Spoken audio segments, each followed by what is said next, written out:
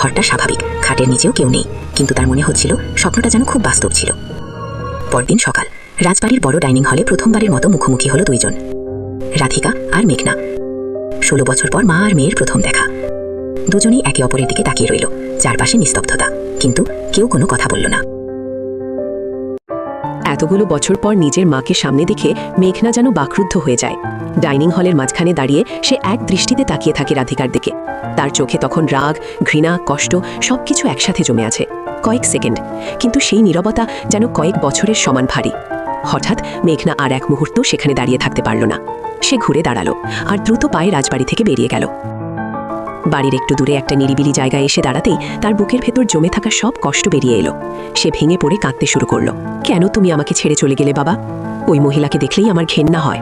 তার কণ্ঠ কাঁপছিল। ঠিক তখনই পেছন থেকে একটা পরিচিত কণ্ঠ ভেসে এলো। তুমি কি ভেবেছিলে তুমি আমাকে না বলে এখানে চলে আসবে আর আমি তোমাকে খুঁজে বের করতে পারবো না? মেঘনা চমকে ঘুরে দাঁড়ালো। তার সামনে দাঁড়িয়ে আছে অর্জুন। অর্জুনকে দেখে মেঘনার চোখে হঠাৎ আনন্দের ঝিলিক ফুটে উঠল। সে অবাক হয়ে বলল, তুমি এখানে? অর্জুন হালকা হেসে বলল, হ্যাঁ,